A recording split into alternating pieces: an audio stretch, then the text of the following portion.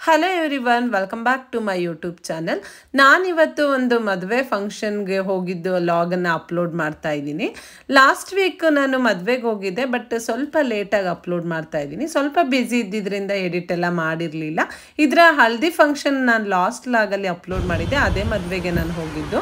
ಮದುವೆಗೆ ಬರೋ ಅಷ್ಟರಲ್ಲಿ ಇಷ್ಟೊತ್ತಾಯಿತು, ನಿನ್ನೆ ಬಂದಿರಲಿಲ್ಲ. ಇವಾಗ ಎಂಟ್ರಿ ಆಗ್ತಾ ಇದ್ದೀವಿ. ಅಕ್ಕ ಎಲ್ಲ ಬಿಟ್ಟೋಗಿದ್ದಾರೆ.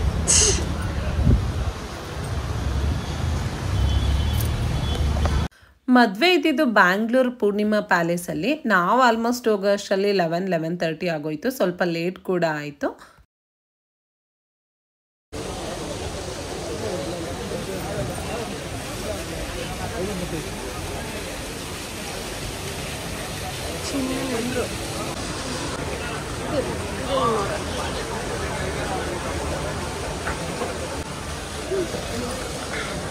ಇಲ್ಲೇ ಇದೀನಿ. ನೀವಿಲ್ಲಿ ಸ್ಟಾರ್ಟಿಂಗ್ ಎಂಟ್ರಿಯಿಂದ ಅಬ್ಸರ್ವ್ ಮಾಡಿರ್ಬೋದು ಡೆಕೋರೇಷನು. ಇದರ ಒಂದು ಕಂಪ್ಲೀಟ್ ಡೆಕೋರೇಷನ್ ಏನಿದೆ, ತಿರುಪತಿ ಟೆಂಪಲ್ ಯಾವ ಥರ ಇದೆ ಅದರ ಒಂದು ಕಂಪ್ಲೀಟ್ ಸೆಟಪ್ನ ಇಲ್ಲಿ ಮದುವೆನಲ್ಲಿ ಹಾಕಿಸಿದ್ದಾರೆ. ಅದರ ಒಂದು ಕಂಪ್ಲೀಟ್ ಡೆಕೋರೇಷನ್ ವಿಡಿಯೋ ಕೂಡ ನಾನು ಹಾಕಿದ್ದೀನಿ. ನೀವು ಅದನ್ನು ಕಂಪ್ಲೀಟಾಗಿ ನೋಡಿ. ನನಗಂತೂ ಡೆಕೋರೇಷನ್ ತುಂಬಾ ಇಷ್ಟ ಆಯಿತು. ಫ್ಲವರ್ ಡೆಕೋರೇಷನ್ ಮತ್ತು ಅಲ್ಲಿ ಹಾಕಿದ್ದಂಥ ದೇವ್ರ ಕಾನ್ಸೆಪ್ಟ್ ಆಗಿರ್ಬೋದು, ಪ್ರತಿಯೊಂದೂ ತುಂಬಾ ಚೆನ್ನಾಗಿತ್ತು. ಮತ್ತು ಒಳಗಡೆ ಹೋದಾಗಂತೂ ಕಂಪ್ಲೀಟಾಗಿ ನಾವು ತಿರುಪತಿ ಟೆಂಪಲ್ಗೆ ಹೋದಾಗ ಹೇಗೆ ಇರುತ್ತೆ ಅದೇ ಥರ ಫೀಲ್ ಕೂಡ ಆಯಿತು. ನಾನು ಹಲ್ದಿ ಫಂಕ್ಷನ್ನಲ್ಲೇ ಹೇಳಿದ್ದೀನಿ, ನನ್ನ ಫ್ರೆಂಡ್ ಮಗಳು ಮದುವೆ ಇರೋದು. ಅವರು ಮುಂಚೆನೇ ಹೇಳಿದರು, ಈ ಒಂದು ಕಂಪ್ಲೀಟ್ ಡೆಕೋರೇಷನ್ ಸೆಟಪ್ ಏನಿದೆ ತಿರುಪತಿ ಟೆಂಪಲ್ ಕಾನ್ಸೆಪ್ಟ್ ಮಾಡಿಸ್ತಾ ಇದ್ದೀವಿ, ಇದಕ್ಕೆ 70 lakh ಆಗ್ತಾ ಇದೆ ಅಂತ ಅಂದ್ಬಿಟ್ಟು. ತುಂಬ ಅಂದರೆ ತುಂಬ ಚೆನ್ನಾಗಿತ್ತು. ಮತ್ತು ಇಲ್ಲಿ ಫ್ಲವರ್ಸ್ನ ಕೂಡ ತುಂಬ ವೆರೈಟೀಸ್ ಆಫ್ ಫ್ಲವರ್ಸ್ನ ಯೂಸ್ ಮಾಡಿದ್ದಾರೆ. ಕೆಲವೊಂದು ಫ್ಲವರ್ಸ್ನ ಚೀನಾ ಮತ್ತು USA ಇಂದ ತರಿಸಿದ್ದಾರೆ ಅಂತ ಹೇಳ್ತಾ ಇದ್ರು. ಕೆಲವೊಂದು ಫ್ಲವರ್ಸು ನಾನು ನೋಡಿದಾಗ ಪ್ಲಾಸ್ಟಿಕ್ ಫ್ಲವರ್ ಇರ್ಬೋದು ಅಂತ ಅಂದ್ಬಿಟ್ಟು ನಾನು ಟಚ್ ಮಾಡಿ ನೋಡಿದೆ, ಬಟ್ ಅದೆಲ್ಲ ಒರಿಜಿನಲ್ ಫ್ಲವರ್ಸೇನೆ. ನೀವು ಕಂಪ್ಲೀಟ್ ವಿಡಿಯೋ ನೋಡಿದ್ರೆ ನಿಮಗೆ ಗೊತ್ತಾಗುತ್ತೆ. ಒಂದ್ಸಲ ಎಲ್ಲ ಡೆಕೋರೇಷನ್ನು ನೋಡ್ಕೊಂಡು ಬನ್ನಿ.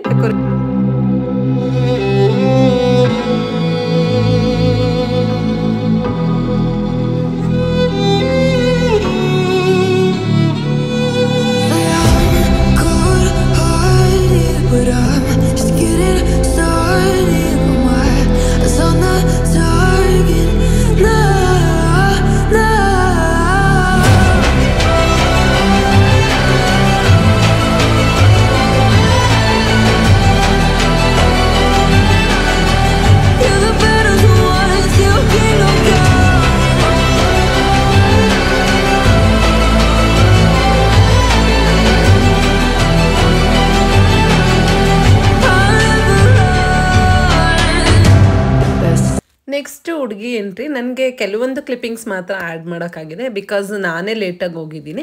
ಸೊ ಆಲ್ಮೋಸ್ಟ್ ಕೆಲವೊಂದು ಮೂಮೆಂಟ್ಸ್ನ ನಾನು ಕ್ಯಾಪ್ಚರ್ ಮಾಡೋಕ್ಕಾಗಿಲ್ಲ. ಕೆಲವೊಂದು ನಾನು ಏನು ಕ್ಯಾಪ್ಚರ್ ಮಾಡಿದ್ದೀನಿ ಅದನ್ನು ಆದಷ್ಟು ಇಲ್ಲಿ ಆ್ಯಡ್ ಮಾಡಿದ್ದೀನಿ.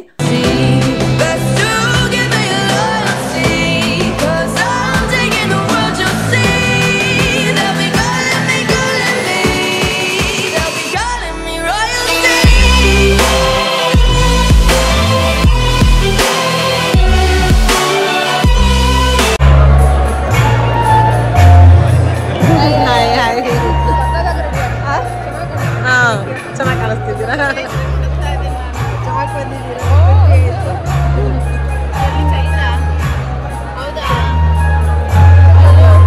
ನೆಕ್ಸ್ಟ್ ನಾವು ಕೂಡ ಸ್ವಲ್ಪ ಕ್ರೌಡ್ ಕಡಿಮೆ ಆದಮೇಲೆ ಅಕ್ಷತೆ ಹಾಕೋದಕ್ಕೆ ಅಂತ ಹೋದ್ವಿ.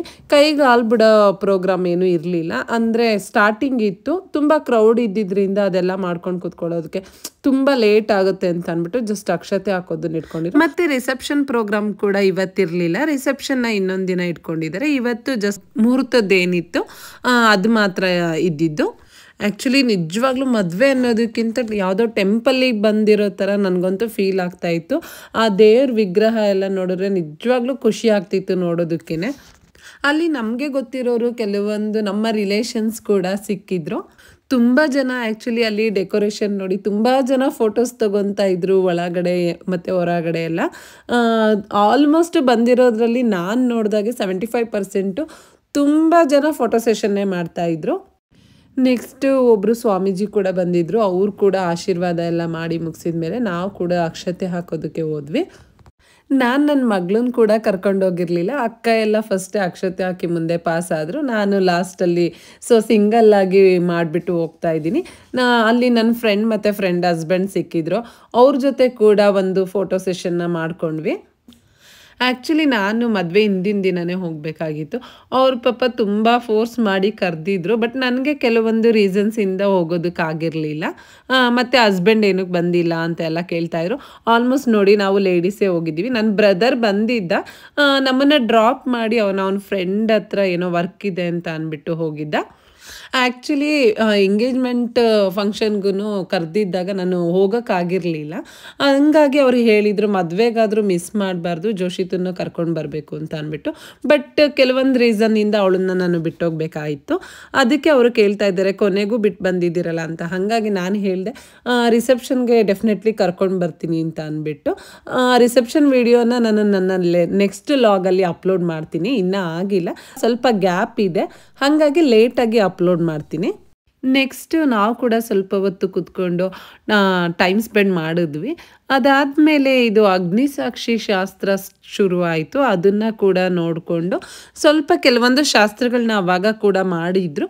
ಅದನ್ನು ಕೆಲವೊಂದನ್ನು ನಾನು ಕ್ಯಾಪ್ಚರ್ ಮಾಡಿದ್ದೀನಿ. ಸಪ್ತಪದಿದ್ದು ಮತ್ತು ಈ ಅಗ್ನಿಸಾಕ್ಷಿದು ಎಲ್ಲ ನಾನು ಕ್ಯಾಪ್ಚರ್ ಮಾಡಿದ್ದೀನಿ.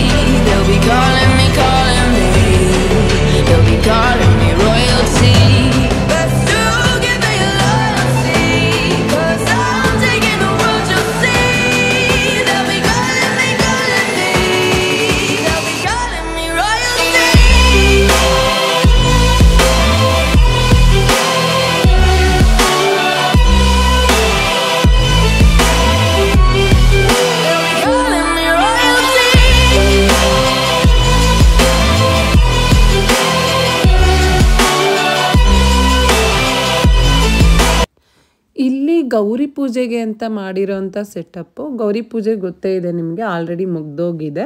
ಅದಕ್ಕೆ ಮಾಡಿರೋಂಥ ಸೆಟಪ್ಪು. ಇದು ಬಂದು ಸಪ್ತಪದಿಗೆ ಮಾಡಿರೋ ಅಂಥದ್ದು. ಈ ಒಂದು ಕಂಪ್ಲೀಟ್ ಡೆಕೋರೇಷನಲ್ಲಿ ನಿಮಗೆ ಯಾವ ಪಾರ್ಟ್ ಇಷ್ಟ ಆಯಿತು, ಯಾವ ಡೆಕೋರೇಷನ್ ಇಷ್ಟ ಆಯಿತು ಅನ್ನೋದನ್ನು ನನಗೆ ಕಮೆಂಟ್ ಮೂಲಕ ತಿಳಿಸಿ.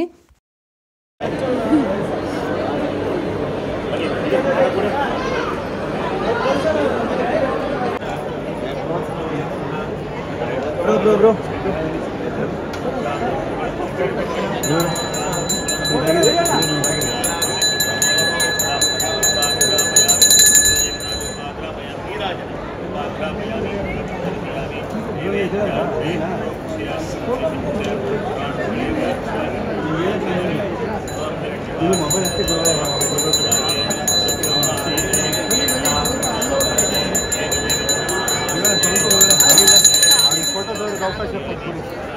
ನಮ್ಗಿಲ್ಲಾದ್ರೂ ನಡೀತೆ, ಅವ್ರ ಹತ್ರ ಇಸ್ಕೊಡ್ತೀನಿ ನಾನು. ಮೇನ್ ನಿಮ್ಮ ಹತ್ರ ಬರಬೇಕು. ನಿಜ ಹೇಳಿ. ನಿಜನಪ್ಪ, ನಾವು ಅನುಭವ ಲಕ್ಷಾಂತರ ರೂಪಾಯಿ ನಿಮಗೆ ಕೊಡ್ತಾರೆ, ನಾವು ಹೇಳ್ತೀನಿ ಅಂತ ಒಂದು ಮೊಬೈಲ್ ಇಟ್ಬಿಟ್ರೆ 10,000 ರೂಪಾಯಿದು ಮರ್ಯಾದೆ ನಮ್ದ ನಿಮ್ದ.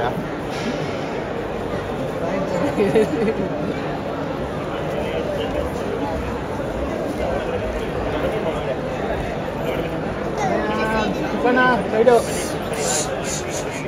ಸೈಡು ಸೈಡು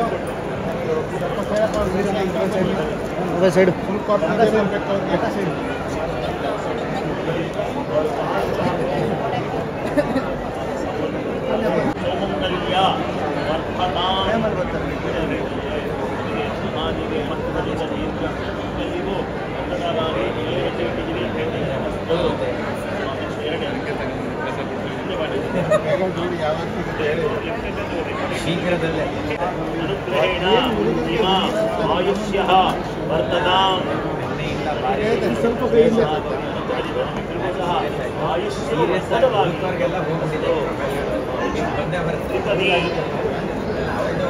ತ್ರಿಪದಿ ಭವ ಶುಭಂ ಚತುಷ್ಪದಿ ಭವ ಶುಭಂ ಭೂಯಾತು ಧರ್ಮಪತ್ನಿಃ ಕುಲ ಗೋತ್ರ ವರ್ಧತಾಂ ಮಮ ಇಷ್ಟಾರ್ಥಃ ಪಿತೃಗಣಃ ರುದ್ರಗಣಃ ದೇವಗಣಃ ಅನುಗ್ರಹಾಃ. ಇಷ್ಟಾರ್ಥವು ಒಂದಾಗಿರಲಿ ಆಶೀರ್ವಾದವನ್ನು ಮಾಡಿದ್ದಾರೆ. ನಮ್ಮ ಎಲ್ಲರೂ ಸಹ ರುದ್ರ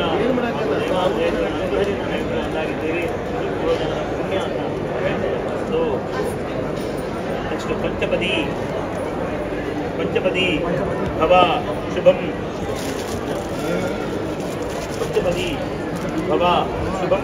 ನೆಕ್ಸ್ಟ್ ನಮಗೂ ಕೂಡ ಹೊಟ್ಟೆ ತುಂಬ ಹಶ್ವಾಗ್ತಿತ್ತು ಅಂತ ಅಂದ್ಬಿಟ್ಟು ನಾವು ಊಟಕ್ಕೆ ಹೋದ್ವಿ. ತುಂಬ ಕ್ರೌಡ್ ಇತ್ತು, ಊಟದ ಹಾಲಲ್ಲಂತೂ ತುಂಬ ರಶ್ ಇತ್ತು. ಹೇಗೂ ಚೇರ್ ಕೂಡ ಸಿಕ್ತು ಅಂತ ಅಂದ್ಬಿಟ್ಟು ಊಟಕ್ಕೆ ಕೂತ್ಕೊಂಡ್ವಿ. ಫಸ್ಟ್ ಇಲ್ಲಿ ಮೆನ್ಯೂ ಕೊಟ್ಟರು ಐಟಮ್ಸ್ದು.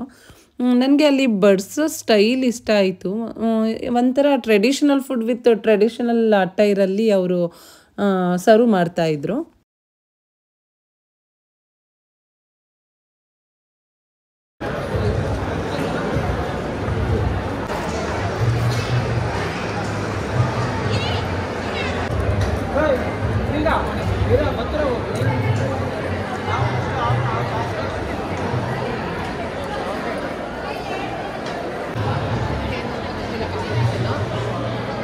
ಹೇಗಿದೆ ಊಟ?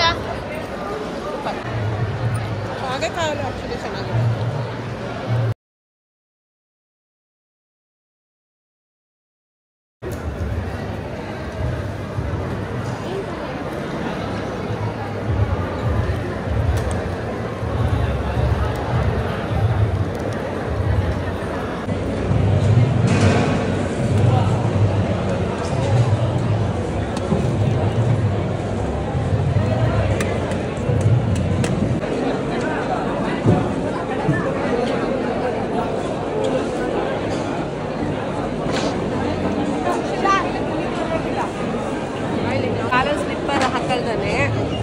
ಇಶಾನು ಊಟಕ್ಕೆ ಬಂದಿರೋದು ಅಲ್ವಾ ಇಶಾ?